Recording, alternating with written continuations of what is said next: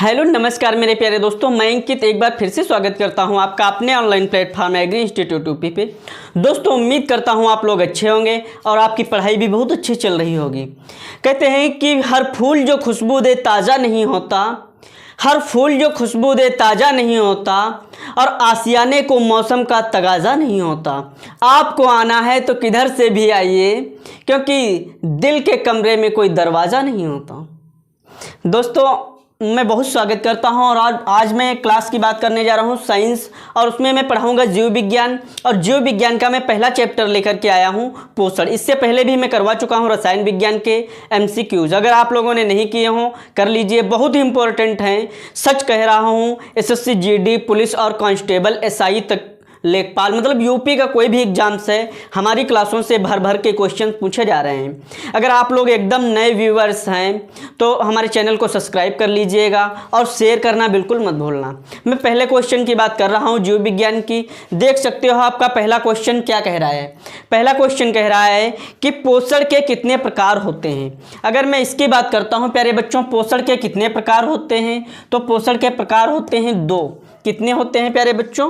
पोषण के दो प्रकार होते हैं। कौन कौन से दो प्रकार होते हैं? एक होता है परपोषी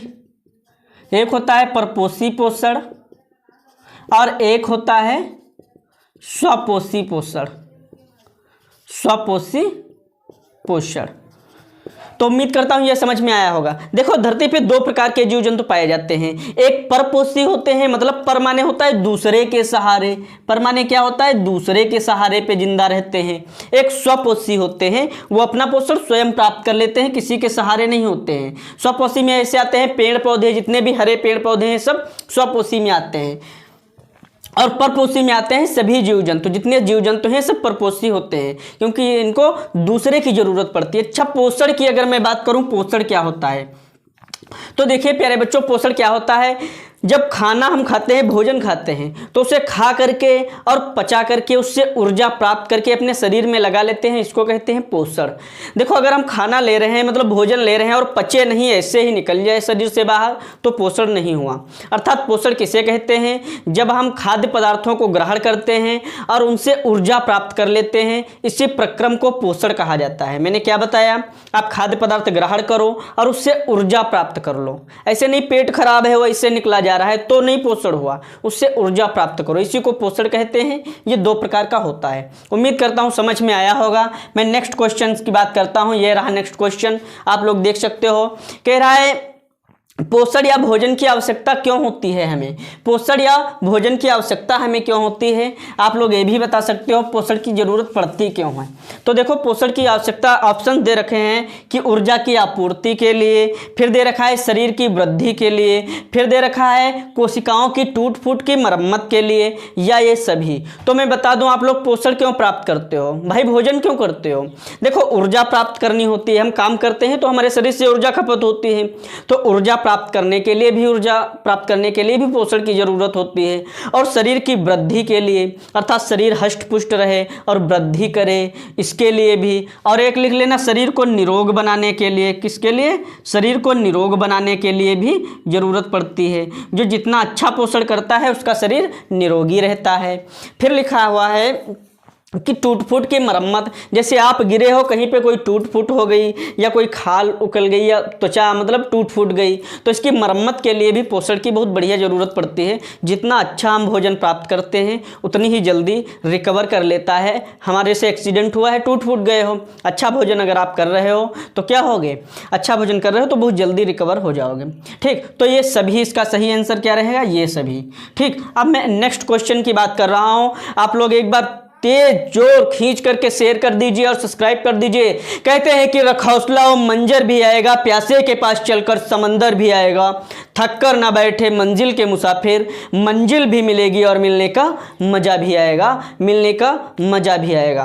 दोस्तों खींच के शेयर कीजिए। और नेक्स्ट क्वेश्चन की बात हम कर रहे हैं। 3 नंबर क्वेश्चन स्क्रीन पे देख सकते हो। कह रहा है कि शरीर की संरचनात्मक व क्रियात्मक आनुवांशिक इकाई क्या है? बहुत ही प्यारा क्वेश्चन है, बहुत ज्यादा पूछा जाने वाला, इस पे स्टार लगा लीजिए और नोट कर लेना। कह रहा है कि क्रियात्मक और संरचनात्मक इकाई क्या होती है। जैसे ये मेरा शरीर है, क्या है प्यारे बच्चों, शरीर है, तो इसकी बहुत छोटी एक कोई इकाई रही होगी कि नहीं। जैसे बहुत छोटी इकाई, मैंने इसको थ्योरी में पढ़ाया है। सबसे छोटी इकाई क्या रहती है, सबसे छोटी इकाई रहती है प्यारे बच्चों कोशिका। क्या रहती है, कोशिका।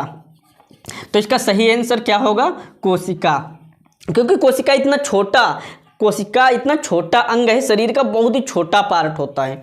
जैसे कि ईंट है, ईंट ईंट ईंट रख दो दीवार बन जाती है, फिर कई दीवारों को जोड़ो तब एक कमरा बन जाता है, ठीक, कई कमरों को जोड़ो तो एक मकान बन जाता है। तो इसी तरीके से ईंट सबसे छोटी इकाई हुई ना, तो ऐसे शरीर में होता है सबसे छोटी इकाई कोशिका। इसके बाद जब कोशिकाओं को हम बहुत जोड़ लेते हैं, तमाम कोशिकाएँ होती हैं, तब बन जाते हैं ऊतक। क्या बनते हैं प्यारे बच्चों, ऊतक। और जब कई ऊतक जुड़ जाते हैं तब बन जाते हैं अंग, अंग बन जाते हैं। और जब कई अंग जुड़ जाते हैं, अंग जब कई जुड़ते हैं तो हमारा शरीर तैयार हो जाता है। क्या बनता है, शरीर। तो सबसे छोटी कोशिका होती है, फिर ऊतक होते हैं, फिर अंग होता है, फिर शरीर होता है। उम्मीद करता हूँ ये भी समझ में आ गया होगा। इसका सही आंसर रहेगा कोशिका वाला, ठीक। अब मैं नेक्स्ट क्वेश्चन की बात कर रहा हूँ, आप लोग देख सकते हो स्क्रीन पे। ये रहा नेक्स्ट क्वेश्चन। आपसे कह रहा है कि अधिकांश पेड़ पौधे क्या होते हैं। अधिकांश पेड़ पौधे मैंने अभी बताया था क्या होते हैं, स्वपोषी होते हैं या परपोषी होते हैं या मृतोपजीवी होते हैं या प्राणिसंभोजी होते हैं। तो अगर मैं इसकी बात करता हूं प्यारे बच्चों, देखना यहाँ पे सबसे लिखा है परपोषी। परपोषी क्या होता है, जो दूसरे के ऊपर, पर माने होता है दूसरे के ऊपर जिंदा रह के पोषण प्राप्त करते हैं, उनको परपोषी कहा जाता है, ठीक। फिर लिखा है स्वपोषी। स्वपोषी होते हैं जो अपना पोषण स्वयं प्राप्त करें, अर्थात किसी के सहारे नहीं है, अपना पोषण स्वयं प्राप्त करते हैं, उनको स्वपोषी कहते हैं। अगर मैं बात करता हूं, ये ऑप्शन दिया गया है मृतोपजीवी। तो मृतोपजीवी किसे कहते हैं, जो मरी हुई चीज़ों पर उग करके अपना भोजन प्राप्त करें। देखो लिखा हुआ है मृतोपजीवी, इसका मतलब होता है जो मरी हुई चीज़ों पर उगे। कौन कौन मरी हुई चीज़ों पर उगता है, जैसे होते हैं आपके कवक, कवकों को क्या कहा जाता है, और जैसे कवक होते हैं यही ना, मशरूम, धरती के फूल, कुकुरमुत्ता, ये सब कवक में आ जाते हैं। कौन आता है, मशरूम। कौन आता है प्यारे बच्चों, कवक में मशरूम और कुकुरमुत्ता, ये कवक के उदाहरण होते हैं, ठीक। इनको कहा जाता है मृतोपजीवी। ये मरी हुई चीज़ों पर उगते हैं और उनसे अपना पोषण प्राप्त करते हैं। तो इसका सही आंसर क्या रहेगा, इसका सही आंसर रहेगा पेड़ क्या होते हैं, ये स्वपोषी होते हैं, ठीक। सही आंसर रहेगा स्वपोषी। नेक्स्ट क्वेश्चन की मैं बात करता हूं, देख सकते हो स्क्रीन पे। ये रहा 5 नंबर क्वेश्चन। कह रहा है कि पादपों के हरे रंग का कारण क्या होता है। आप लोगों ने देखा होगा कि पेड़ पौधे कैसे होते हैं, हरे रंग के होते हैं, तो इनका कारण क्या होता है। आपके सामने ऑप्शंस भी दे रखे हैं। सबसे पहला ऑप्शन क्या दे रखा है, आप देख सकते हो स्क्रीन पे। सबसे पहला ऑप्शन दे रखा है हीमोग्लोबिन। क्या हीमोग्लोबिन हो सकता है, या क्लोरोफिल हो सकता है, या कैसीन हो सकता है, या कैरोटीन हो सकता है। तो देखो अगर मैं इसकी बात करता हूं हीमोग्लोबिन, तो क्या हीमोग्लोबिन के कारण पेड़ हरे होते हैं, नहीं, बिल्कुल गलत है। हीमोग्लोबिन से क्या होता है, हीमोग्लोबिन से होता है रुधिर का रंग लाल। क्या होता है, रुधिर का, आप लोग देख सकते हो हीमोग्लोबिन से क्या होता है, रुधिर का रंग लाल होता है, अर्थात हम लोगों का शरीर लाल है तो किसकी वजह से, हीमोग्लोबिन की वजह से होता है। फिर लिखा है क्लोरोफिल, तो क्लोरोफिल के कारण हरा रंग होता है। पेड़ पौधों का हरा रंग किसके कारण होता है, क्लोरोफिल के कारण। इसका सही आंसर रहेगा क्लोरोफिल। फिर दिया है, क्या दिया है, कैसीन दिया है ना। फिर कैसीन दिया है, तो कैसीन क्या होता है, कैसीन के कारण दूध का रंग सफेद। देखो कैसीन के कारण दूध का सफेद रंग होता है। फिर दिया है कैरोटीन, कैरोटीन से होता है दूध का पीला रंग। क्या होता है प्यारे बच्चों, दूध का पीला रंग। उम्मीद करता हूं यहां तक समझ में आ गए होंगे। देखो मैंने क्या बताया कि पेड़ों का रंग हरा क्यों होता है, तो इसका सही आंसर रहा क्लोरोफिल। और हीमोग्लोबिन है, इसके कारण मानव के शरीर का रंग जो होता है, रक्त का रंग जो होता है वो लाल होता है। फिर लिखा है कैसीन, कैसीन के कारण दूध का रंग सफ़ेद होता है। फिर लिखा है कैरोटीन, कैरोटीन के कारण दूध का रंग पीला होता है। तो उम्मीद करता हूँ ये समझ में आ गया होगा। मैं नेक्स्ट क्वेश्चन की बात करता हूँ। ये रहा नेक्स्ट क्वेश्चन। तो दोस्तों ये रहा 6 नंबर क्वेश्चन। आपसे क्या कह रहा है, आपसे कह रहा है ये 6 नंबर क्वेश्चन, ये 6 नंबर क्वेश्चन आपसे कह रहा है कि प्रकाश संश्लेषण में पेड़ जो होते हैं ये 6 भाग कार्बन डाइऑक्साइड लेकर के और ऑक्सीजन हमें कितनी प्रदान करते हैं। अर्थात प्रकाश संश्लेषण जब होता है तो पेड़ पौधे 6 भाग कार्बन डाइऑक्साइड लेते हैं। कितने भाग? 6 भाग। और 6 भाग लेके CO2 और हमको ऑक्सीजन कितनी देते हैं, ये आपसे पूछ रहा है। पहला ऑप्शन आपके सामने दे रखा है। पहला ऑप्शन दे रखा है कि 1 भाग ऑक्सीजन देते हैं, या 6 भाग ऑक्सीजन देते हैं, या 2 भाग ऑक्सीजन देते हैं, या कि 3 भाग ऑक्सीजन देते हैं। तो देखो मैं अगर इसकी बात करूं प्रकाश संश्लेषण क्या होता है, तो हमारे साथ में आराम से देखना और ध्यान रखना। प्रकाश संश्लेषण क्या होता है? प्रकाश की उपस्थिति में पेड़ द्वारा, हरे पेड़ द्वारा अपना भोजन बना लेना ही प्रकाश संश्लेषण कहलाता है। मैंने क्या कहा? प्रकाश की उपस्थिति हो और हरा पेड़ हो और अपना भोजन बना लेता है, इस प्रक्रिया को प्रकाश संश्लेषण कहते हैं। उम्मीद करता हूँ प्रकाश संश्लेषण समझ में आ गया होगा। अच्छा, इसके लिए समीकरण एक होती है, कितने भाग क्या लेता है, उसमें होता है बेटा 6 भाग ये लेता है CO2। क्या लेता है? इसका समीकरण होता है 6 भाग CO2 लेता है, प्लस 12 भाग क्या लेता है? जल लेता है, H2O लेता है। कितने भाग लिया है? 6 भाग बेटा। देखो यहाँ पे दिखाई दे रहा है, देखो एक बार, 6 भाग लेता है कार्बन डाइऑक्साइड और 12 भाग लेता है जल, तब ये बनाता है ग्लूकोज का 1 भाग, मतलब C6। ग्लूकोज का फार्मूला क्या होता है? C6H12O6। समझ में आया? तब वो बनाता है, देखो जब 6 भाग कार्बन डाइऑक्साइड लेता है और 12 भाग जल लेता है तो 1 भाग ग्लूकोज बनाता है, C6H12O6 बना देता है। और क्या बनाता है प्यारे बच्चों? और 6 भाग जल बनाता है। कितना? 6 भाग जल बना देता है और प्लस 6 भाग O2 बनाता है। O2 ऑक्सीजन, ये गैस है इसलिए मैंने एरो लगाया। ये जल होता है और ये क्या है? ग्लूकोज है, 1 भाग। अच्छा, यहाँ पे क्या होता है? यहाँ पे क्लोरोफिल होता है। क्या होता है? क्लोरोफिल होना चाहिए। इस पे क्लोरोफिल लिख लो और नीचे लिख लो सूर्य का प्रकाश। क्या लिख लो? सूर्य का प्रकाश। देखो प्यारे बच्चों, मैंने प्रकाश संश्लेषण वाले का समीकरण यहाँ पे बनाया है। प्रकाश संश्लेषण जब होता है तो उसमें 6 भाग लेता है कार्बन डाइऑक्साइड। बताओ कितने भाग कार्बन डाइऑक्साइड लेता है? 6 भाग कार्बन डाइऑक्साइड लेता है और 12 भाग जल ले लेता है। पेड़ 12 भाग जल लेता है और होना क्या चाहिए? क्लोरोफिल होना चाहिए और सूर्य का प्रकाश होना चाहिए। और क्या कर देता है? 1 भाग ग्लूकोज बनाता है, इसको कहा जाता है ग्लूकोज। 1 भाग ग्लूकोज बनाता है और 6 भाग जल बनाता है। क्या बनाता है? जल। और ऑक्सीजन बनाता है। क्या बनाता है प्यारे बच्चों? ऑक्सीजन बनाता है। उम्मीद करता हूं यहां तक समझ में आया होगा। तो आपसे क्वेश्चन क्या कह रहा था? आपसे क्वेश्चन कह रहा था कि ऑक्सीजन कितनी देता है? तो 6 भाग। इसका सही आंसर क्या रहेगा? इसका सही आंसर रहेगा प्यारे बच्चों 6 भाग। इसका सही आंसर रहेगा 6 भाग। नेक्स्ट क्वेश्चन की तरफ मैं बढ़ता हूं। ये स्क्रीन पे देख सकते हो नेक्स्ट क्वेश्चन। ये रहा नेक्स्ट क्वेश्चन। ये आपसे क्या कह रहा है कि पत्ती की बाह्य संरचना के अंतर्गत कौन से 4 भाग आते हैं। यहाँ पे बहुत प्यारा क्वेश्चन है, पत्ती की संरचना आपको समझाना है। कह रहा है कि पत्ती की संरचना होती है तो उसमें कौन से 4 भाग आते हैं। पहला ऑप्शन है पर्णवृंत, फिर है पर्णाधार, फिर है पर्णफलक, फिर है सिराएं। तो देखो अगर मैं बात करूँ, यहाँ पे बनाऊँ मैं पत्ती, ये रही आपकी, ये रही आपकी पत्ती। क्या रही प्यारे बच्चों? ये पत्ती रही और पत्ती में ये सिराएं मैंने बना दिया। देखो ये पत्ती बनाया और इसमें ये क्या बना दिया है? ये सिराएं हैं। ठीक, ये सब क्या होती हैं? ये सिराएं होती हैं। अब अगर मैं बात करूं इसके 4 भाग कौन होते हैं, तो पत्ती कहीं से जुड़ी होगी कि नहीं जुड़ी होगी, ये बताइए। ऐसे ऐसे करके जुड़ी होगी कि नहीं? तो जुड़ी होती है। तो पर्णवृंत क्या होता है? इस वाले को कहते हैं पर्णवृंत। ये क्या है प्यारे बच्चों? ये है पर्णवृंत। ठीक, और ये क्या है? इसको कहते हैं पर्णाधार। पर्णाधार, पर्णाधार का मतलब होता है पर्ण का आधार। अर्थात पत्ती देखो यहीं पे तो टिकी। आधार क्या होता है?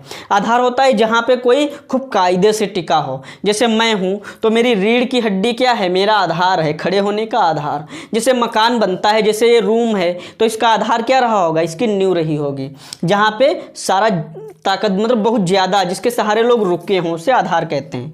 तो पर्णवृंत ये होता है, फिर पर्णाधार होता है, फिर ये क्या होता है? पर्णफलक फलक होते हैं। पत्ती आपने देखा होगा तो दो उसमें पर्णफलक होते हैं, एक ऊपरी पर्णफलक और एक नीचे का, दो पर्णफलक होते हैं। और ये सिराएं होती हैं, इनको क्या कहा जाता है प्यारे बच्चों?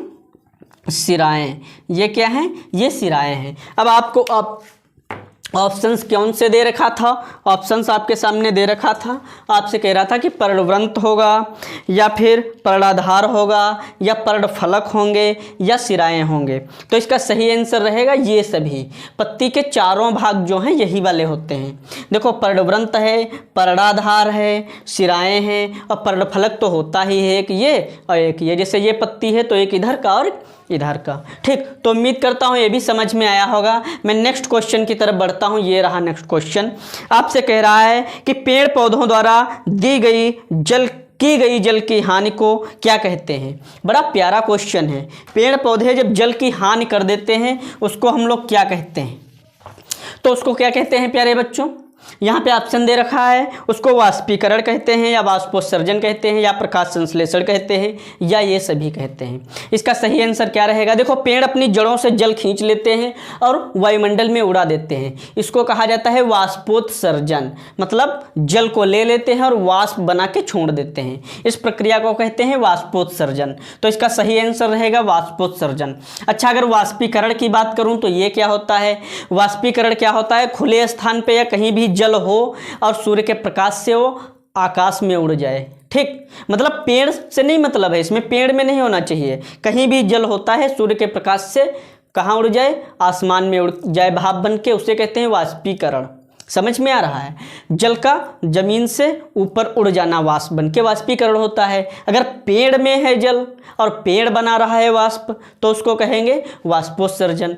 प्रकाश संश्लेषण क्या होता है? प्रकाश संश्लेषण होता है जब पेड़ सूर्य के प्रकाश मतलब सूर्य के प्रकाश की उपस्थिति में अपना भोजन बना रहे हो। तो इसका सही आंसर रहेगा वाष्पोत्सर्जन उसे कहते हैं। ठीक, अब 9 नंबर क्वेश्चन है, ये रहा 9 नंबर। आप लोग देख सकते हो, आपसे क्या कह रहा है कि पेड़ में पाए जाने वाले छिद्रों को क्या कहते हैं? पेड़ में जो छिद्र पाए जाते हैं, आप लोगों ने देखा होगा पेड़ में छिद्र पाए जाते हैं, उनको क्या कहा जाता है? पहला ऑप्शन दे रखा है हरित लवक कहा जाता है, फिर ऑप्शन दे रहा है स्टोमेटा कहा जाता है, फिर ग्रेना, फिर स्ट्रोमा क्या कहा जाता है? तो इसका सही आंसर रहेगा स्टोमेटा। मैंने बताया जो हरा भाग होता है पत्तियों का, ठीक, या पेड़ में, उसमें छिद्र पाए जाते हैं और उन छिद्रों को क्या कहा जाता है? उन छिद्रों को कहा जाता है स्टोमेटा। इस तरीके के छिद्र पाए जाते हैं, इनको क्या कहा जाता है प्यारे बच्चों? स्टोमेटा कहा जाता है। क्या कहा जाता है? इसका सही आंसर रहेगा स्टोमेटा। अच्छा, अगर स्टोमेटा की बात करता हूँ, इसमें दिया गया है ग्रेना। ग्रेना क्या होता है मैं बता दूं आपको, और एक दिया गया है स्ट्रोमा। स्ट्रोमा क्या होता है? तो देखो जो क्लोरोफिल होता है, क्लोरोफिल के अंदर 2 प्रकार की कोशिकाएं पाई जाती हैं। क्लोरोफिल के अंदर क्या पाया जाता है? क्लोरोफिल के अंदर 2 प्रकार की कोशिकाएं पाई जाती हैं, एक ग्रेना एक स्ट्रोमा।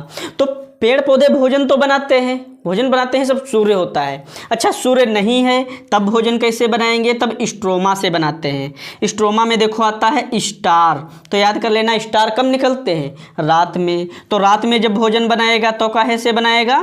तो स्ट्रोमा भाग से बनाता है। ठीक, और जब पौधा दिन में भोजन बनाता है तब काहे से बनाता है? ग्रेना भाग से। याद कर लेना, पौधा रात में दूसरे भाग से और दिन में दूसरे भाग से भोजन बनाता है। ये क्वेश्चन बहुत इंपॉर्टेंट है, पूछा जाता है आपसे। पूछा जाता है कि स्ट्रोमा से भोजन कब बनाता है? याद कर लेना रात में। और ग्रेना से कब भोजन बनाता है? तो दिन में। ये होते क्या है? क्लोरोफिल जो होता है हरा पदार्थ, उसी के ये भाग होते हैं। ठीक, उसी की कोशिकाएं होती हैं। तो उम्मीद करता हूँ ये भी क्वेश्चन आपकी समझ में आ गया होगा। अब मैं नेक्स्ट क्वेश्चन की बात करता हूँ। देखो नेक्स्ट क्वेश्चन आपसे क्या कह रहा है? नेक्स्ट क्वेश्चन कह रहा है कि ऊर्जा के सिक्के किसे कहा जाता है? 10 नंबर है क्वेश्चन, ऊर्जा के सिक्के किसे कहा जाता है? तो प्यारे बच्चों 10 नंबर क्वेश्चन देख सकते हो आप लोग। कह रहा है कि ऊर्जा के सिक्के किसे कहा जाता है? ऑप्शन दे रखा है एडीपी को, कि एटीपी को, कि माइटोकॉन्ड्रिया को, कि एनएडीपी को। एनएडीपी को। तो किसको कहा जाता है? ऊर्जा के सिक्के कहा जाता है एटीपी को। This is very important question, बहुत इंपॉर्टेंट है, स्टार लगा लीजिए आप लोग। बहुत ही इंपॉर्टेंट क्वेश्चन है, आपसे पूछ देता है कि ऊर्जा के सिक्के किसे कहा जाता है? एटीपी को। अच्छा, एडीपी का फुल फॉर्म क्या होता है? लिख लेना यहाँ पे।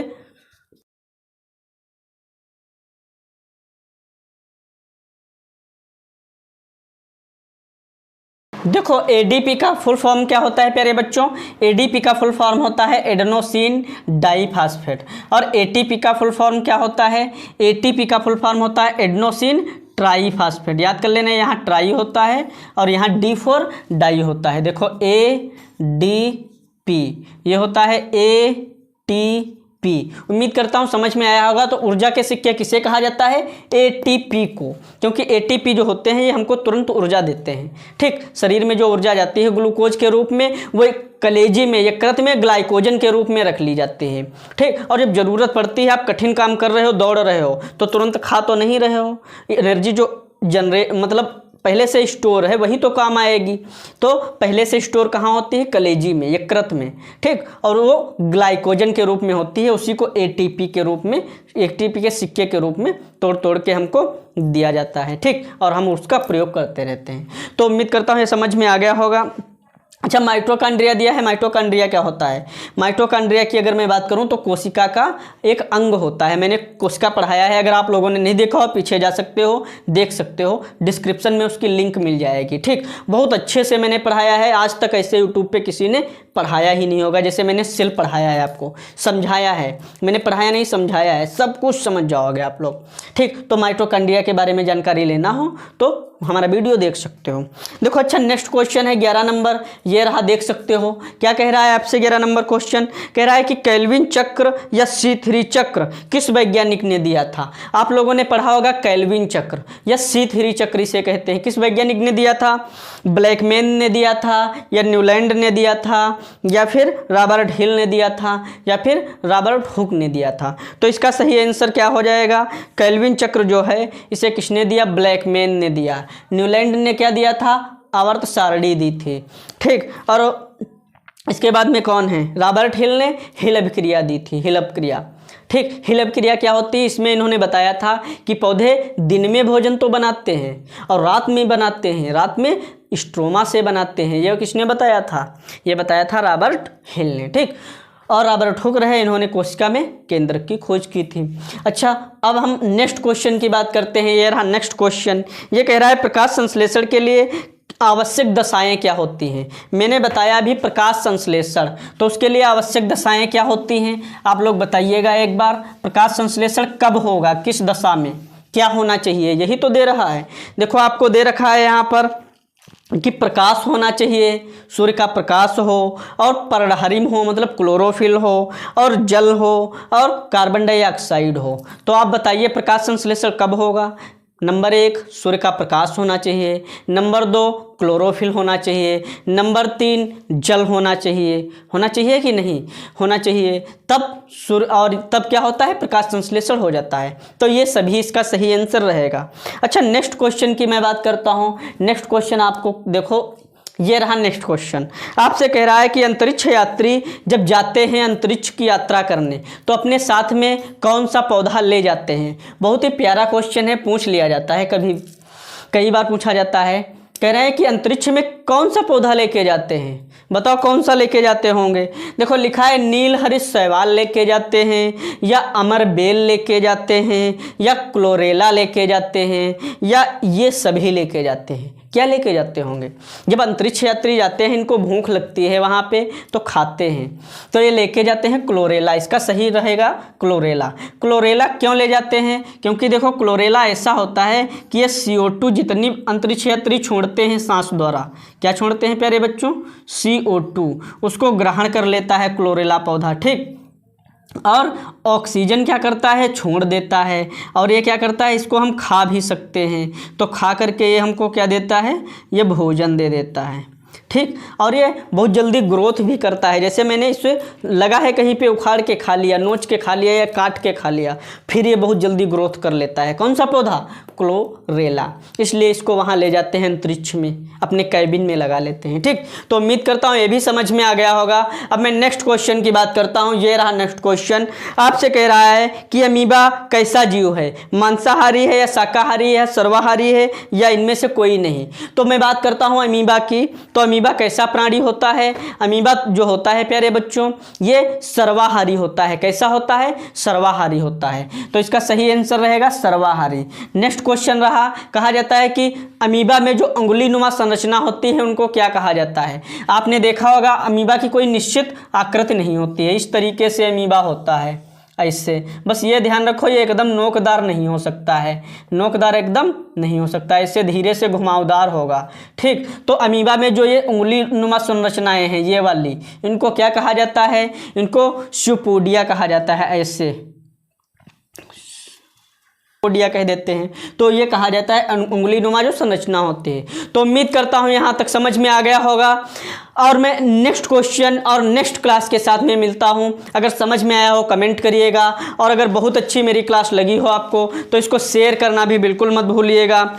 कहते हैं कि ठोकरें लाख कठिनाइयाँ गुजर जाऊंगा, हौसला हार के बैठूंगा तो मर जाऊंगा। जो चल रहे थे मेरे साथ कहाँ गए वो लोग, जो चल रहे थे मेरे साथ कहाँ गए वो लोग, जो कहते थे कि बीच राह में ही बिखर जाऊंगा, बीच राह में ही बिखर जाऊंगा। मिलता हूँ अगली क्लास के साथ में, तब तक के लिए जय हिंद, जय भारत।